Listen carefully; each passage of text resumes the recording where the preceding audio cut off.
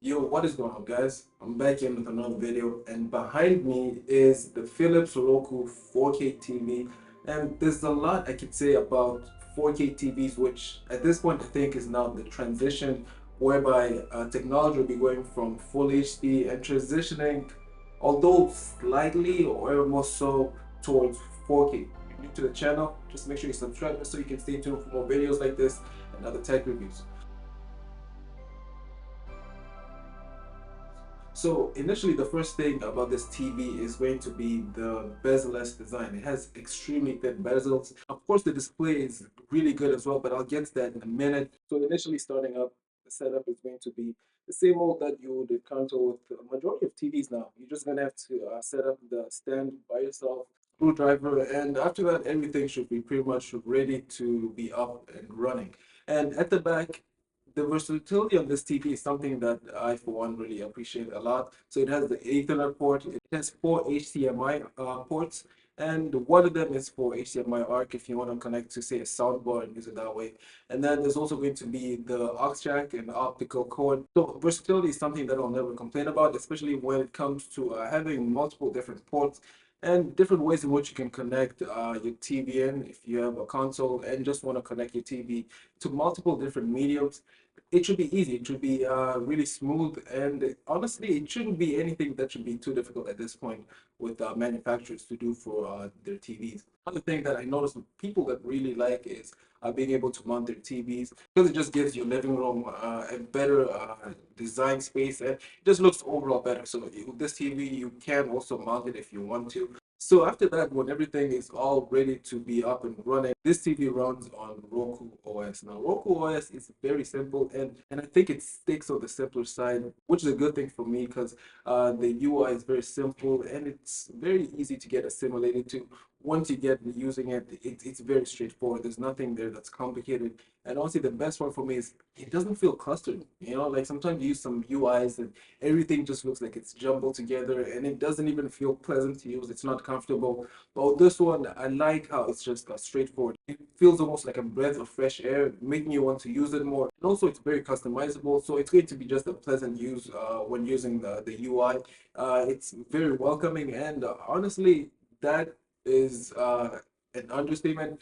And it should be the bar, right? Like if you think about it, UIs shouldn't be too complicated. You just want to turn up your TV and watch whatever you want to watch, scroll to YouTube or Netflix. It shouldn't be bombarding you with ads and payment options and whatnot. Everything should just be clean, smooth, which is one of my favorite things about this TV. And you can also even download apps, which is good if you want to extend your reach and download different apps that are pre-installed, that you can get them off the store as well. Now, everything also is aided by the remotes. Remotes also play a big part because nobody likes big, clustery, and funky looking remotes. So this remote, I'd say it's not too big. At the same time, it's not too small like previous Roku remotes. This is my type of fit, but at the end of the day, everybody has different hands. So the bigger your hand is, maybe you wouldn't like this remote, but it comes with batteries. The weird thing for me, I guess maybe this is just a personal preference, is the volume rockers are at the side and the mute button as well, which I'm not used to that. But again, that's just a personal preference thing. I'm not going to say that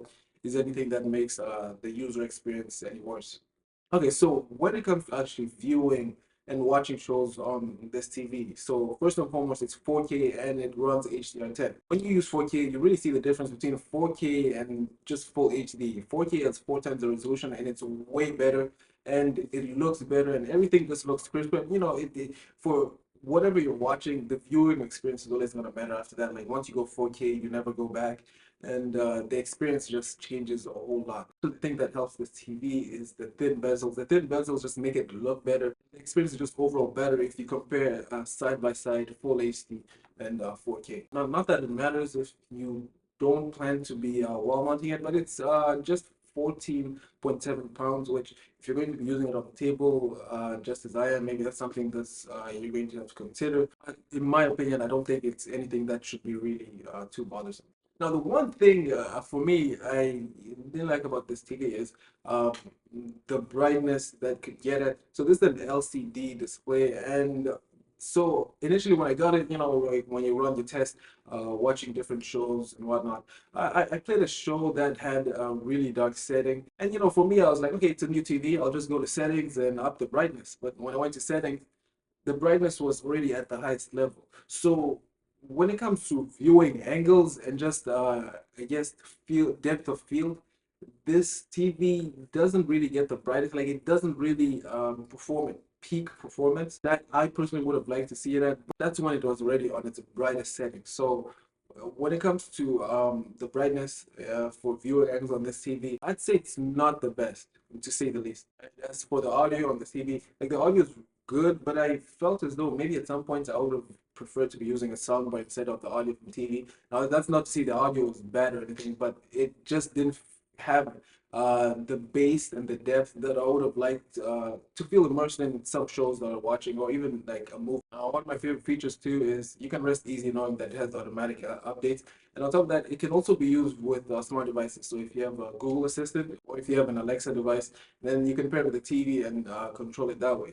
So there's plenty of things to like about this TV, right? For me personally, I like the UI. I like the resolution is great. Of course, the viewing angles for me is one thing I didn't like, but there's plenty more that I liked about this TV than I'm going to say that I didn't like. The audio is all right, but if you really compare it for what it is compared to other 4K TVs at the range that you're getting it when it comes to budgeting and price, then this TV definitely stands on its own, definitely stands on its 2 feet, and it's not going to take too much away from it. And it's not to diminish it because of the viewing angles, right? So like for you at home, you're going to be watching me record a 4K TV at its brightest on a camera that is going to then change resolution so you could watch it on your computer or your phone. So you're not gonna really get like the true quality of what I'm trying to describe unless you really have it in front of you.